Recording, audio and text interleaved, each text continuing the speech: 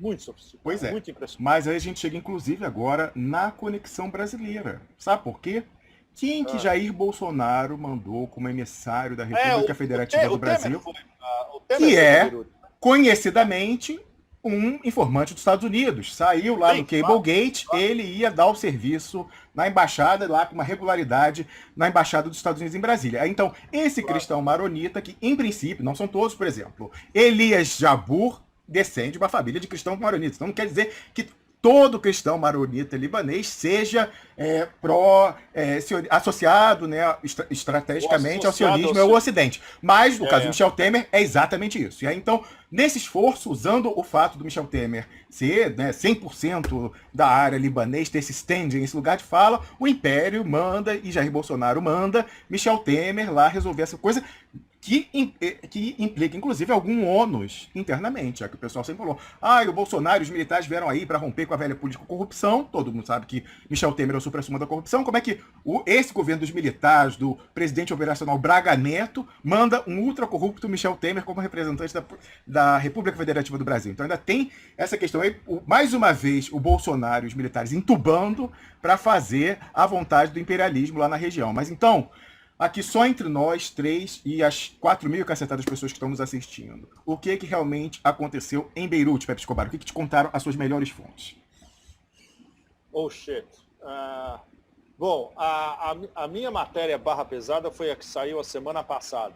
A que saiu essa semana... Que demorou, não saiu de primeira não. Você mandou para os seus editores, o pessoal... Não, claro que não, porque eu estava brigando com o Asia Times. Eu tive uma briga telefônica de quase 2 horas, porque tinha um capítulo da minha matéria onde eu adiantava cenários possíveis de bomba, que é informações que a gente tinha, ou míssil. Claro, impossível provar. Então eu colocava como hipóteses de trabalho e possibilidades, né? Eu tive que cortar esse trecho inteiro, senão a matéria não saía. Então, o que saiu, tudo bem. Eu vetei no final, saiu. Mas eu fiquei brigando com eles praticamente 3 dias para sair do jeito que é. E tanto assim eu sabia que a matéria ia ter repercussão, tem uma repercussão gigantesca. Saiu no Zero Hedge, tem acho que quase 100 mil, só no Zero Hedge. Mais o Asia Times, Saker, Canadá, toda aquela história toda. Eu sabia que ia... E a diáspora libanesa toda leu.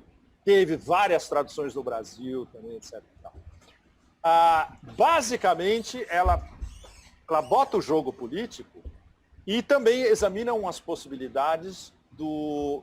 Por isso que eu coloquei no título quem é cui bono. Cui bono. É a pergunta fundamental. O pessoal no Brasil não gosta de falar cui bono, não. Pois é, e a gente sabe exatamente os dois cui bono da história, o Império e Israel. Como foi articulado, ninguém sabe a 100%. Tem várias possibilidades. Uma delas é de que houve mesmo um tal míssil.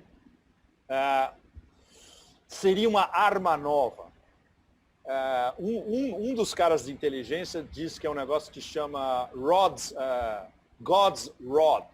O God's Rod, literalmente, o eixo de Deus, né?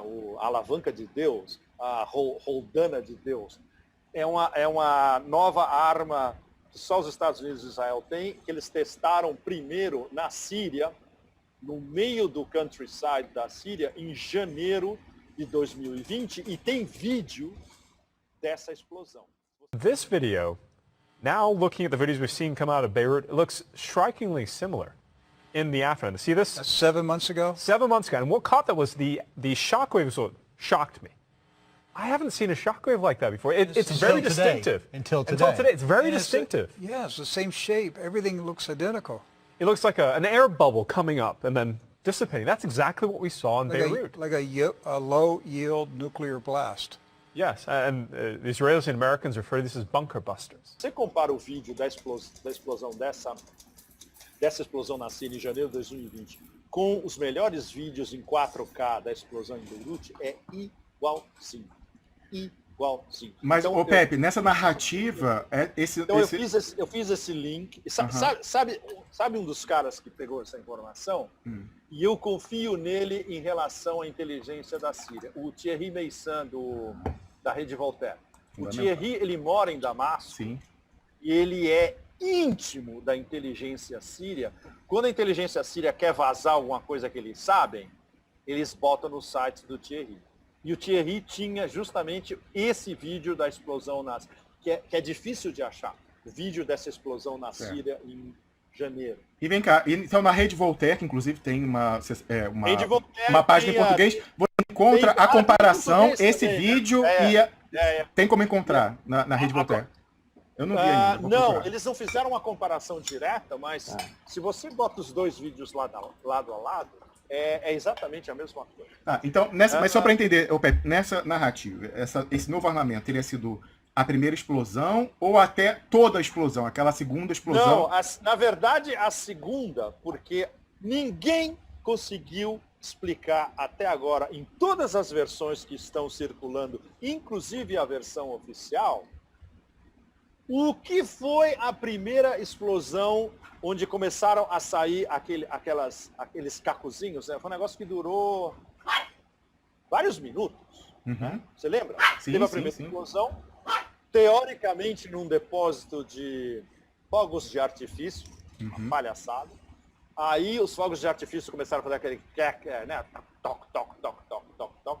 Aí, vários minutos depois, veio a segunda explosão, que muitos compararam justamente com a explosão de um tactical nuke, de uma arma nuclear tática. Pois é, os caras com quem eu conversei sobre isso, eles falaram, não, especialistas, os caras falaram, de jeito nenhum. Isso daí não tem nada a ver com arma nuclear tática, não teve radiação, etc e tal, é diferente a cor, etc. Blá, blá, blá. Então a gente eliminou a história da arma nuclear. Algumas pessoas falaram que a prova do pudim contra isso, Pepe, seria o fato de, no dia seguinte, o Emmanuel Macron tá lá. Mas só para saber, mesmo não sendo tactical nuke, esse tactical nuke, a radiação sai rápido. Né? A radiação sai rápido. Não, exatamente. Tem um detalhe. Se é uma arma tática nuclear subterrânea, em alta profundidade, tem uma mínima radiação na superfície. E você viu o tamanho da cratera. 40 metros, formada, né? Uma coisa assim. Exatamente. É uma cratera de 40 metros, que agora está cheia d'água, etc. É onde era o tal depósito, virou essa cratera monstro. Ou seja, a possibilidade de ter sido algum tipo de bomba nuclear ou não, provavelmente não nuclear, mas subterrânea, que é justamente uma das hipóteses de trabalho de muita gente que ainda está analisando o 11 de setembro. Que o que aconteceu realmente no 11 de setembro foi uma série de explosões subterrâneas. Daí o fato de que cair verticalmente. As torres conseguiram cair verticalmente. Veja bem. E cair até aquele terceiro prédio onde não caiu o avião, aquele lá, o 11. Exatamente. E até cair um terceiro prédio onde não tinha nada. Exatamente. E de repente, puf. Exatamente. Então, então a gente analisou isso também. E, isso eu não posso falar, mas eu vou tentar falar da maneira mais diplomática possível, porque isso a gente combinou. O editor-chefe do Asia Times, que é física em Princeton, ex-assessor do Conselho de Segurança Nacional, o cara é um fodão absoluto. E é legal porque a gente tem uma relação de respeito mútuo, a gente pode conversar tudo. Quando ele fala, olha, eu não posso publicar isso, eu entendo por quê. Com o outro amigo dele, que é um banqueiro sionista nova-iorquino, é impossível, não tem diálogo. Bom, ele me passou uma informação, o que eu posso falar ao máximo é de um país da OTAN que identificou 2 caças sob Beirute na hora da explosão. Não aviões de espionagem. Caças militares. Você sabe que caças, quando eles viajam, eles têm mísseis. Estavam sobrevoando Beirute na hora. Eu não posso dar mais detalhes além disso. Então a gente chegou à conclusão. Bom, se a bandeira do caça pode dar ou não? Não, de jeito nenhum. De jeito nenhum. Eu tenho uma desconfiança. E aí a gente falou, bom, se a gente publicar isso, vão cair em cima da gente, porque a gente não pode revelar nossa fonte. Claro. Porque é uma fonte de inteligência de um país da OTAN. Se você fala quem falou, eles vão cair em cima justamente desse país X. E isso muda o cenário completamente, porque entra um novo ator na história que muito pouca gente está falando. É o máximo que eu posso dizer para vocês. Então, isso nem pôde entrar no texto final, porque é tão hardcore. Aí, quando saiu, a matéria saiu semana passada. Essa semana, você já começa a ver fontes do governo libanês atual e ex-ministros... Atenção, desculpa interromper, atenção. Essa foi a novidade, estava conversando antes da gente entrar no ar com o Pepe Escobar, e ele falou que o que ele vai relatar aqui agora já está saindo em on dessas autoridades do Líbano. O que já é, está saindo em on. Já tem gente do governo anterior e do governo atual, foi Israel. Eles não estão dando detalhes, mas estão dizendo, foi Israel. E aí é que a gente entra no jogo geopolítico barra pesada. Israel não pode, de maneira nenhuma, admitir que eles cometeram um crime contra a humanidade, que é o que é essa operação. O Hezbollah não pode admitir que foi Israel, porque senão a resposta, como a gente estava conversando, é pré-Terceira Guerra Mundial. Ele ficaria obrigado a revidar, em não revidando se desmoralizaria. E o Império, estando o Império envolvido direta ou indiretamente, e aí os nossos leitores mais sharp vão entender o que eu estou falando, eles não podem admitir absolutamente nada que é a mesma coisa. A resposta vai vir especialmente, não só em cima de Israel, mas das bases do Império Oriente Médio, incluindo as bases daquela ficção chamada Emirados Árabes, que acaba de fazer um deal de reconhecimento diplomático com Israel. Não é lindo?